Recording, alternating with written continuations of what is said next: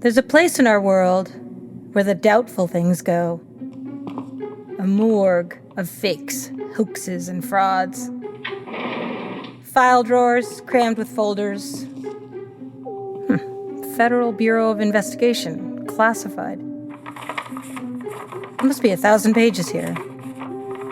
The Treason Files. It's like not the X-Files, it's the T-Files.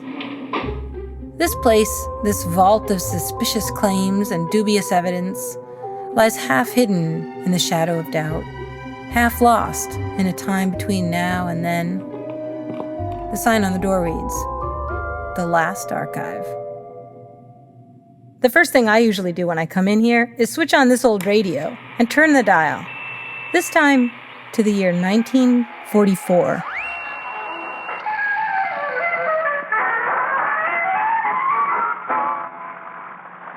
This is Berlin calling.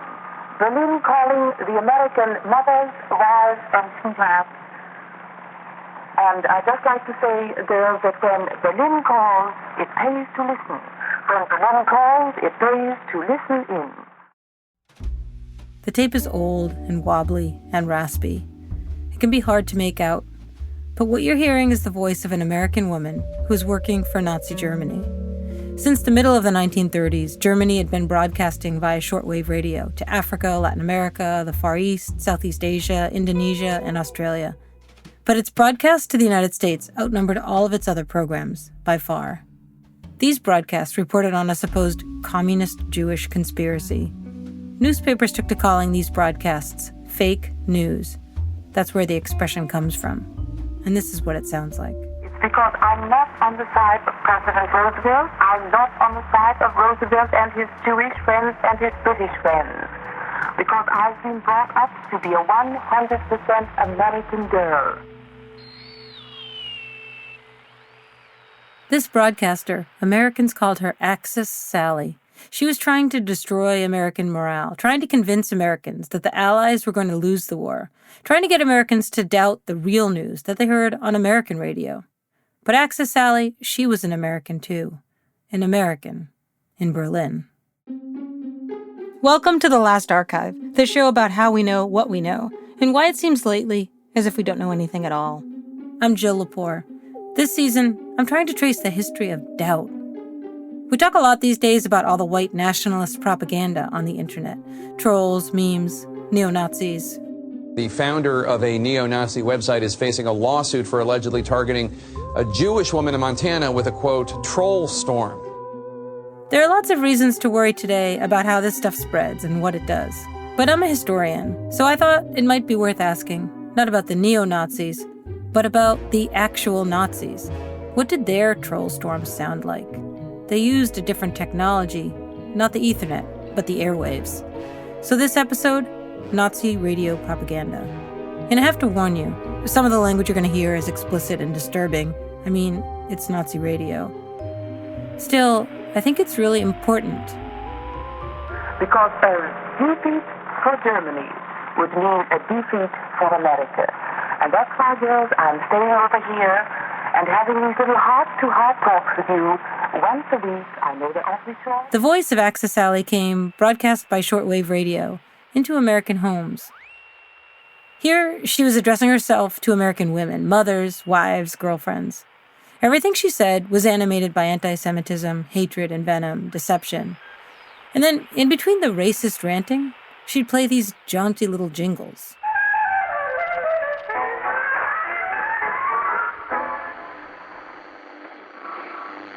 The tape's so hard to make out because of how it got recorded in the first place. During the war, a federal government listening post in Maryland, staffed 24 hours a day, tuned in to Radio Berlin. Engineers there recorded, as best they could, whatever broadcasts they could catch. And then after the war ended, the Justice Department thought about whether it might be possible to put Axis Sally on trial for these recordings. Do you say my country, right or wrong? No, girl. That's false sentimentality. And I do not say my country, right or wrong. I love America. But I do not love Roosevelt and all of his tight boyfriends who have thrown us into this awful turmoil. Good night, girls.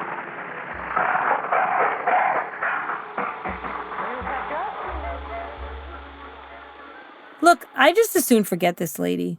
Good night, crazy lady. But this episode, I'm going to play more of this Drek, because as bad as it is, understanding it still requires what literary scholars call a close reading. The way you'd read, say, something completely different. A very good poem. Propaganda hijacks language and puts it into the service of the state. The opposite of propaganda is poetry, which puts language in the service of humanity. A really good poem is a lot like that badass sticker on Woody Guthrie's guitar. This machine kills fascists. This poem kills propaganda, I like to think. Poetry eats propaganda for breakfast and then spits out the bones. Words in time. Bewildered with the broken tongue of wakened angels in our sleep. That's the American Archibald MacLeish, reading his post-war poem, Words in Time. MacLeish was a poet, but he was also, during the Second World War, the U.S. government official charged with countering German propaganda. There is a moment when we lie bewildered, wakened out of sleep, when light and sound and all reply. That moment, time must tame and keep. MacLeish, as a young man, had fought in the First World War. His poems about that war chronicle its atrocities, and most of all, its meaninglessness. It was written at the time, 4 or 5 years after the First World War, when it began to dawn on some of us who had not been intelligent enough to have it dawn on us earlier, that war had been misfought and for nothing, and that those who had died in it had died pretty much for nothing. That war, the First World War, haunted MacLeish. The American public hadn't wanted to get involved in the war in Europe, and once the U.S. got in, Woodrow Wilson had to establish a thing called the Committee on Public Information, which was charged with whipping up a frenzy for the war. It used the tools of mass advertising and mass communication. It lied a lot. After the war, one guy wrote a book about it all. It was called Falsehood in Wartime. He argued there must have been more deliberate lying in the world from 1914 to 1918 than in any other period of the world's history. That might even be right. There was so much lying in the First World War that lying as a deliberate, well-funded state-sponsored campaign got another name. People started calling it propaganda. MacLeish, he was sick of that stuff. He'd lost his brother in the war. He'd stood in a field and watched his friends fall, one by one. So he wrote poems that told the truth. The disastrous war, and crossed the dark defile at last, and found at Roncevaux upon the darkening plain the dead against the dead, and on the silent ground the silent slain.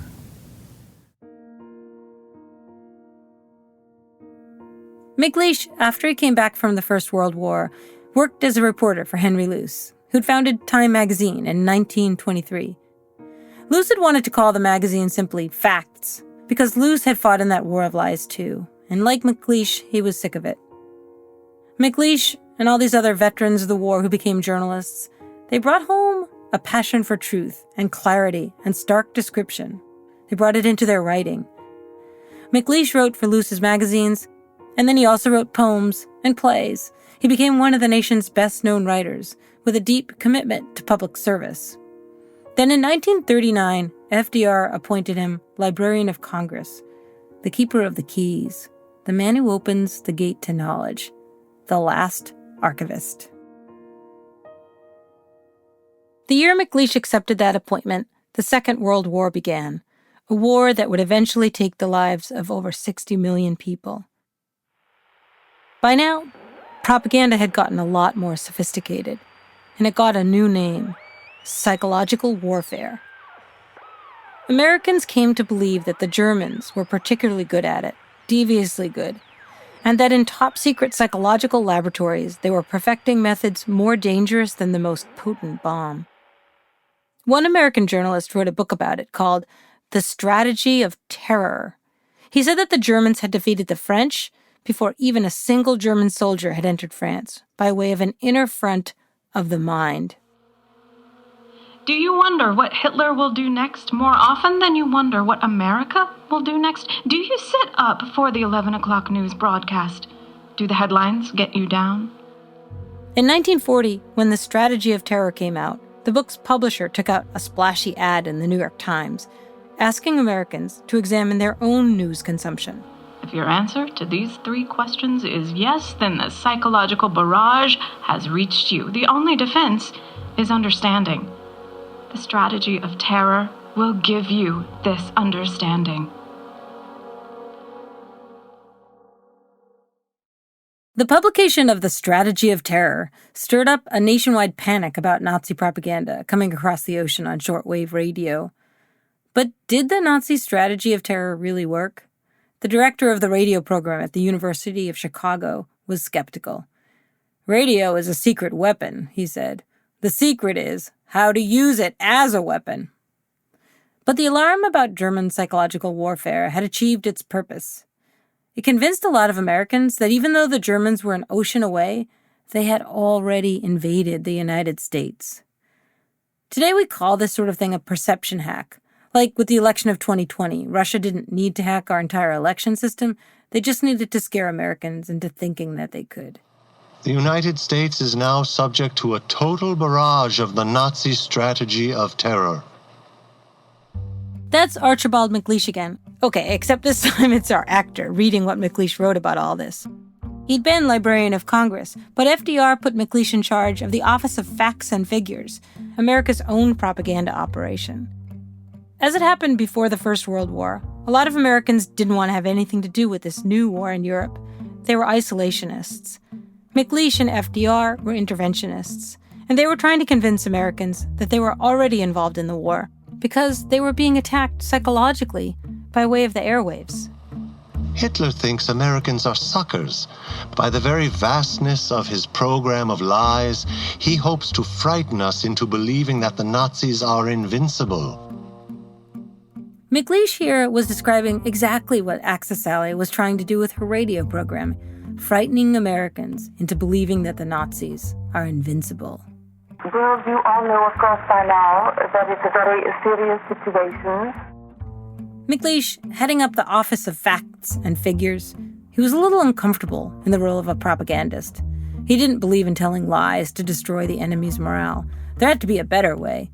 He believed that writers have an obligation to fight fascism in the battle for public opinion, not by lying, but by telling the truth.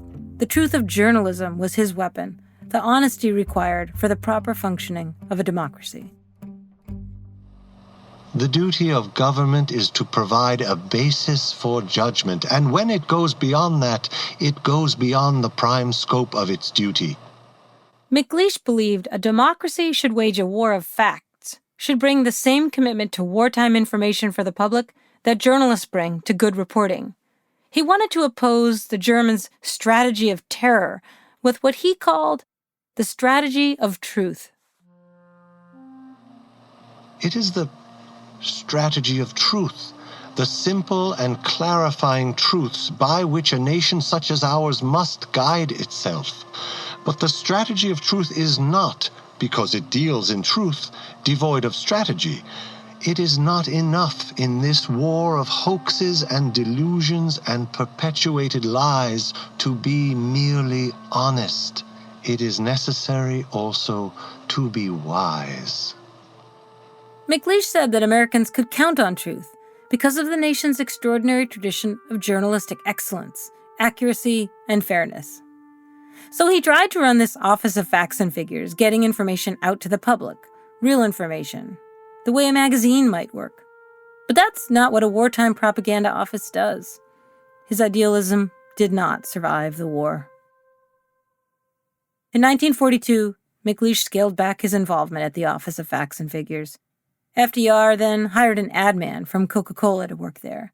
People who used to work for MacLeish made fun of this new guy, as if American propaganda was now going to sound like this. Step right up and get your 4 delicious freedoms. It's a refreshing war. So yeah, there was Allied propaganda. Still, let me be clear. Selling the 4 freedoms, freedom of speech, freedom of worship, freedom from fear, and freedom from want, is a world of difference from selling anti-Semitism, race hatred, and white nationalism, and committing genocide. Unser Führer, Adolf Hitler, sich.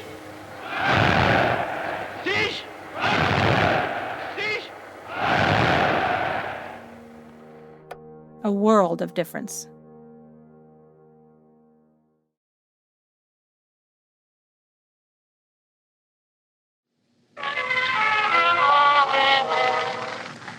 Good evening, women of America. Well, you know, as time goes on, I think of you more and more. I can't somehow seem to get you out of my head. You women in America. Starting in 1942, Axis Sally's broadcasts went out to American troops. She also visited POW camps and interviewed American prisoners, and then sent word of them on broadcasts that were meant to go all the way back across the Atlantic and into American homes. Now for a time check. At the sound of the gong, it was exactly 9 o'clock Eastern Wartime. There were actually a couple of wartime broadcasters known as Axis Sally. This one's real name was Mildred Gillers. She'd been born in Portland, Maine. For a while, she was an actress in New York. In the 1930s, she moved to Germany.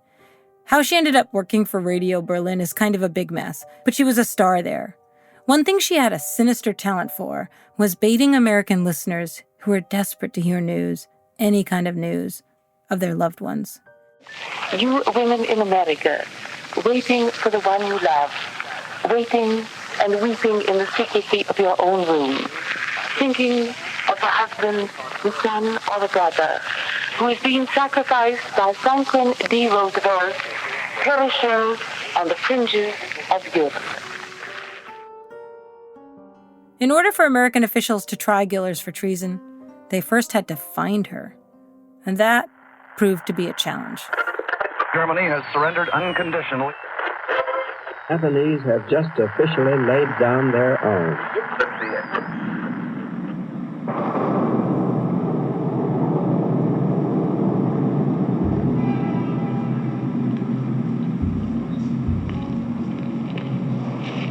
Berlin, 1946, a city in ruins, piles of rubble towering on street corners alongside the empty husks of bombed buildings.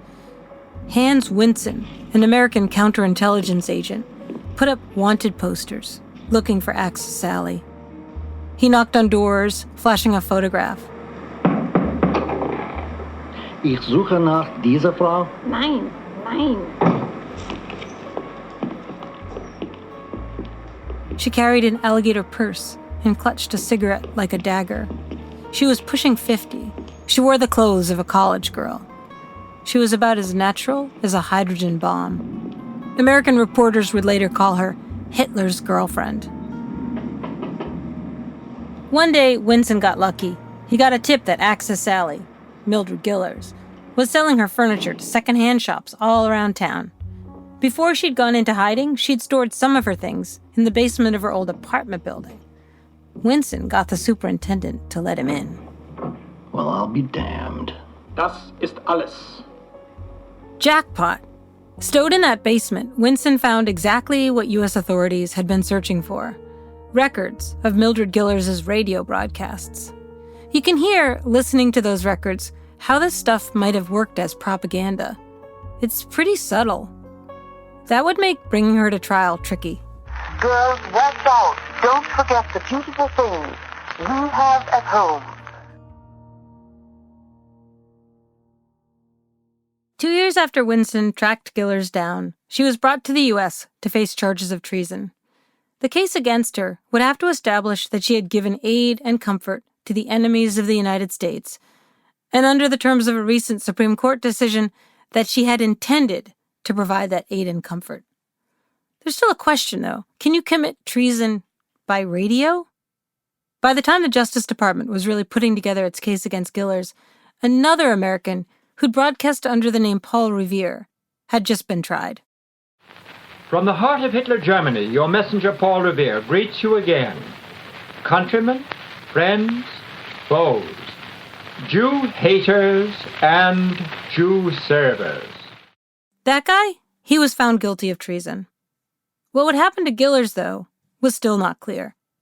To convict her, prosecutors would have to provide either a confession or 2 witnesses. Gillers wasn't about to confess to treason. The punishment for treason could be death. So the prosecution needed those 2 witnesses, who could both identify her and speak to her intent. Special Agent Joseph T. Jenko, a lawyer from Brooklyn, headed the investigation. He'd been tracking Gillers for years. In the 1920s, before Gillers went to Germany, she'd worked as an actress and a model in New York. Jenko interviewed people who'd known her. People like a guy named Wilford Thomas. She was very dumb. I'm at a loss to understand how she could be doing anything which would be considered inimical to the interests of the country. Building a case against Gillers took months. Jenko and other FBI agents tracked down and interviewed men who might have heard Gillers while in prison camps, German stalags. The FBI heard rumors that Gillers had coerced some of those men into making recordings saying they were being treated well. That would have been very damning evidence. But Jenko couldn't find those recordings, and I can't find them either. For a while, the Justice Department thought about just dropping the case. The break came when investigators obtained a recording of a broadcast called Vision of Invasion. It was a radio play in which Gillers had starred. With this evidence, the grand jury issued an indictment. It included some pointed legal language, charging her with having participated in a phonographic recording, knowing that it would be broadcast to the United States, to its citizens and soldiers at home and abroad as an element of German propaganda and an instrument of psychological warfare. Gillers' trial began early in 1949 in U.S. District Court in Washington, D.C. Reporters gasped at their first look at her. At 48, she has the figure of a woman of 48 who has worked hard and sacrificed much to keep the figure she had at 24. Richard Revere covered the trial for The New Yorker. Her entire getup, the tight black dresses, the black spike-heeled shoes, the indigo scarf that she uses for gesturing, the generous applications of lipstick and nail polish, suggest that she is torn by an inner conflict. Although she is trying desperately to avoid conviction, she is at the same time determined not to destroy the illusion of herself as a woman of mystery, glamour, and intrigue. This is before television. Revere is painting a picture. Also, as he describes Gillers, she does sound not only terrible, but fascinatingly clueless. The notion of Miss Gillers as a woman of glamour, either sinister or otherwise, is one that, at this stage of the game, anyway, only Miss Gillers herself can harbor. And here's the part that knocks me out, the novelty of the evidence, the technological novelty of it. Gillers was being tried for the crime, the treason of having been an instrument of psychological warfare. But to accommodate the evidence of this crime, the courtroom was outfitted with a record player and 40 sets of headphones, and only 40. The judge, the defendant, the lawyers, the jurors, and a handful of reporters, each of them had a set of headphones. It was said that it looked like a miniature United Nations in there. The judge said the headphones were necessary because the recordings were hard to hear without them, which I think is true. The recordings are really difficult to hear. But I also don't totally buy the judge's explanation. In a crowded courtroom, 40 sets of headphones really isn't that many. It meant that no one in the audience could hear the evidence, not Gillers' family or any of the spectators. Her lawyer later filed an appeal, saying that she'd been denied a public trial, which is a constitutional right. But I think maybe the judge had thought, these recordings are toxic. Let's not expose the whole room to it. The prosecution had first to prove that Gillers' voice, not someone else's voice, was the voice on those records. It did that by bringing to the stand a guy who'd worked at Radio Berlin. They asked him if he'd ever seen her speaking into a microphone. Yes, many times. Did he recognize her voice on the stack of 22 records right here? Yes. Gillers' lawyer didn't have much by way of a defense. He said that she'd been hypnotized in Berlin by a German Svengali, who before she went to Europe had been her professor at Hunter College. At that point, reporters noted, Miss Gillers dabbed her eyes. But his argument was undercut by the prosecution bringing in witnesses who pointed out that Gillers was the best paid of all the Third Reich's broadcasters. And then the prosecution began the playback. And I'll stick to my guns as long as I can fire them, girls. The prosecution played those records for hours and hours. Now, girls, come on, be honest. As one American to another, do you love the British? Well, of course the answer is no. Do the British love us? Well, I should say not. But we're fighting for them. We're shedding our good young blood for this kite war, for this British war. Oh, girls, why don't you wake up? The most crucial piece of evidence was the poorest quality recording, that radio drama, Vision of Invasion, which had been broadcast just before D-Day. We are going to present tonight a radio play entitled Vision of Invasion. Vision of Invasion was essential to the prosecution's argument about intent, because it supported the contention that Gillers had tried to undermine American morale. Broadcast in the weeks before D-Day, it tells the story of an American mother worrying that her son might drown in the English Channel during an invasion attempt. Everybody says the invasion is suicide. The students probably know that. Between 70 and 90% of the boys will be killed or crippled for the rest of their lives. Other actors who'd performed in the radio play testified that Gillers had performed the role of the mother, but anyone in the courtroom could hear that for themselves. What can we do about it? He could have done a lot about it. Have we got to go to the night people or not? Roosevelt had no right to go to war. You shouldn't blame Roosevelt. Roosevelt had no right to go to war, she said. Richard Revere, the New Yorker reporter, found listening to the stuff in that courtroom with those headphones unbearable. 5 years ago, one could listen to it partly for its comic value, and partly to sense the full evil of the thing. But now it has lost its power to either amuse or arouse. Its only effect is to make one feel ashamed of one's ownership of a human mind. It got worse for Gillers from there, when the prosecution played another record in which Gillers said, "Damn Roosevelt and damn Churchill and damn all of their Jews who have made this war possible." Gillers' attorney answered, "She had a right to be anti-Roosevelt, a right to be anti-British, and a right to be anti-Jewish." That was his best argument. Mildred Gillers was convicted of treason, of betraying her country, of having become an instrument of psychological warfare, because she had tried to cause Americans to doubt their ability to win the war. In 1961, when she got out of prison, a reporter asked her for her thoughts. "After some 15 years in prison, what am I supposed to say?" She was at last speechless.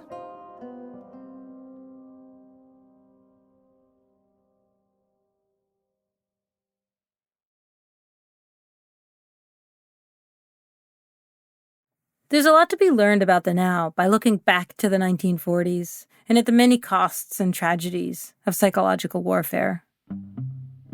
In 1942, the U.S. War Department created a psychological warfare branch. It concluded that American troops in the Pacific were being subjected to Japanese psychological warfare. Hollywood got interested. In 1944, in a Cary Grant film, Americans were introduced to a Japanese radio broadcaster called Tokyo Rose. Picking up anything, Sparks? Magnificent history. Tokyo Rose, giving out with that nightly guff to the USA. Listen to this. Never been defeated in a war. The sooner you Americans realize that Japan is invincible, the better. So perfect is the iron ring of defense. After the Japanese bombed Pearl Harbor at the end of 1941, FDR signed an executive order calling for the mass evacuation and mass imprisonment of over 100,000 people of Japanese descent living in the United States. Many of them were U.S. citizens. And then the government put out an especially despicable piece of propaganda, defending internment by lying about it. Evacuation. More than 100,000 men, women, and children, all of Japanese ancestry, removed from their homes in the Pacific Coast states to wartime communities established in out-of-the-way places. Their evacuation did not imply individual disloyalty. They are not prisoners. They are not internees. They are merely dislocated people, the unwounded casualties of war. After the war, about the same time that federal authorities were building a case against Mildred Gillers, the Justice Department also got interested in finding and prosecuting a Japanese radio broadcaster, someone who, like Gillers, was an American citizen and so could be charged with treason. Her name was Iva Toguri. Greetings, everybody. This is your number one enemy, your favorite playmate, Orphan Ann of Radio Tokyo, the little sunbeam whose throat we'd like to cut. We're ready again for a vicious assault on your morale. The Justice Department began building a case against Toguri. Meanwhile, the American press decided to refer to her by the name of the fictional character from that Cary Grant movie. They called her Tokyo Rose. What you need is some good jive. I mean solid. Helps you relax. All set? Okay, here's the first blow at your morale. Two guys are swinging and singing. Hey, Pop, I don't want to go to work. Please be listening. Reporters at the time wrote about the radio ladies together. Axis Sally and Tokyo Rose, Mildred Gillers and Iva Toguri. But Toguri's case was in fact nothing like Gillers' case. She was born in Los Angeles on the 4th of July, 1916. Both her parents were from Japan. She graduated from UCLA in 1940, and the next year went to Japan to visit an aunt who was dying. While she was there, the U.S. and Japan went to war. In 1942, FDR issued his infamous Japanese internment order, and both of Toguri's parents were imprisoned in a relocation center in Arizona. Her mother would die there. Toguri was stranded in Japan. She got a job as a typist, first at a news agency and then at Radio Tokyo. Meanwhile, the head of propaganda for the Japanese army instructed Radio Tokyo to make its propaganda more effective. The station found 3 prisoners of war who'd been radio announcers before the war, an American, an Australian, and a Filipino. And these 3 men hired Toguri as the host of a new variety show called The 0 Hour. She was mainly what we'd call a DJ. Not bad, not bad. And now, here's your news announcer with news from the American home front. Toguri and the 3 prisoners of war she worked with were instructed to make propaganda on behalf of Japan to be broadcast to Allied troops. But they seem to have decided to make fun of Axis propaganda. 75 minutes of music and news for our friends, our enemies in the South Pacific. Later, Toguri told the FBI that she tried to give the show a double meaning so that it just wouldn't work as propaganda. And that seems to be borne out by the evidence, which consists of a handful of scripts and a reconstruction of her recordings that Toguri made in 1945 after the Japanese surrender. Then, too, the people who'd worked at Radio Tokyo, interrogated by the FBI, refused to implicate her. They said she'd been trying not to produce propaganda, but to undermine it. Toguri was arrested, but released, for lack of evidence. One reason the evidence against Toguri was so flimsy was that during the war, Tokyo Rose had become a catch-all term for any English-speaking woman's voice on Japanese radio. There really was Japanese propaganda on the radio, of course. It just sounded like this. How the United States transmitting her years of the 4 freedoms into her living, into her labor and racial problems. What about her ever-present Negro problem? Her notorious lynches are rare practice even among savages. The Americans have completely forgotten that the Negroes are just as much a part of humanity as they are themselves. That's what real Japanese propaganda sounded like. Radio Tokyo propagandists talked about race relations in the U.S. all the time. Here's what Iva Toguri sounded like. Thank you. That's all for now, enemies. But there'll be more of the same tomorrow night. Until then, with your number one enemy reminding you, GI, always to be good. Goodbye now. Is that psychological warfare? To me, it really does sound a lot more like a satire of psychological warfare. Anyway, to convict Toguri of treason, as with Gillers, the government needed 2 witnesses. It couldn't find them. So it pressured 2 American-born Japanese men, George Mitsushio and Kenichi Oki, who'd gone to Japan during the war and become Japanese citizens. They agreed to testify that Taguri had taunted American sailors on the air, that she'd said 3 damning sentences. "You fellows have lost all your ships. You really are orphans of the Pacific. Now how do you think you will ever get home?" On the basis of these words, these 3 sentences, of which no recording survives, the jury found Iva Taguri guilty of treason. She was sentenced to 10 years in prison at the Federal Reformatory for Women in West Virginia, the same prison where Mildred Gillers was serving her time. I don't know if they ever met or what they could possibly have said to one another. Iva Taguri was released in 1956. She went on to run a gift shop in Chicago. 20 years after her release, a reporter for the Chicago Tribune tracked down the witnesses who testified in her trial. They told the reporter that they'd lied, that they'd been coached and threatened. President Gerald Ford, on his final day in office, pardoned her. But I am still haunted by how she answered a question about her trial on 60 Minutes. Did that experience embitter you towards this country? I don't think bitterness is the word. I'm kind of disappointed that I had to go through what I did because of some untruths. And they couldn't separate the myths from facts. That's one cost, a big cost, of conducting psychological warfare. It requires so much lying during a war that when it's all over, it can be hard ever again to separate myths from facts, to sort truth from lies. This is called Geography of This Time. This is a poem Archibald MacLeish wrote at the end of the war. He was trying to reckon with what the war had done to time, to nations, to language, and to knowledge. What is required of us is the recognition of the frontiers between the centuries. MacLeish had the idea that in the aftermath of atrocity, people have to work out all over again how change happens, what separates one time from another, one place from another, as if the signposts have fallen, the street signs, the lamp posts. The land is barren, seemingly timeless. Who thought tomorrow was of the same nation as today? There are many who came to the frontiers between the times and did not know them, who looked for the sentry box at the stone bridge, for the barricade in the pines and the declaration in 2 languages, the warning and the opportunity to turn. They are dead there in the down light, in the sheep's barren. This, I think, is the actual strategy of truth. Reposting the street signs, attaching meaning to words, fighting propaganda with poetry, finding our way on the long road to knowledge in the aftermath of atrocity.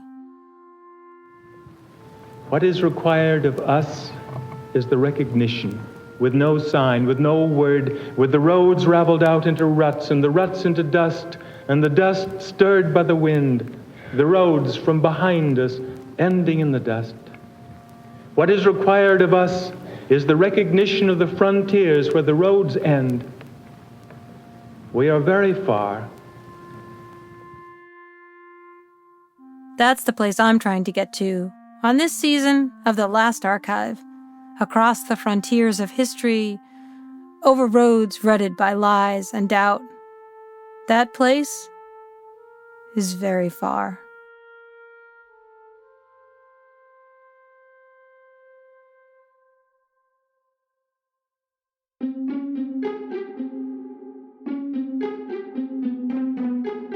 The Last Archive is written and hosted by me, Jill Lepore.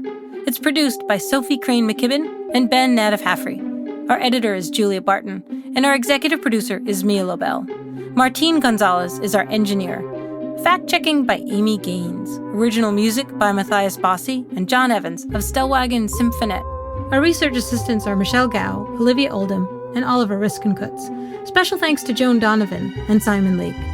Our foolproof players are Yoshi Amau, Raymond Blankenhorn, Matthias Bossi, Dan Epstein, Ethan Hirschenfeld, Becca A. Lewis, Andrew Perella, Robert Ricotta, and Nick Saxton. The Last Archive is a production of Pushkin Industries. At Pushkin, thanks to Jacob Weisberg, Heather Fain, John Schnars, Carly Migliori, Christina Sullivan, Eric Sandler, Emily Rostek, Maggie Taylor, Maya Koenig, and Daniela Lacan. Special thanks to Simon Leake. Many of our sound effects are from Harry Jeanette Jr. and the Star Jeanette Foundation. If you like the show, please remember to rate, share, and review. To find more Pushkin podcasts, listen on the iHeartRadio app, Apple Podcasts, or wherever you listen to podcasts. I'm Jill Lepore.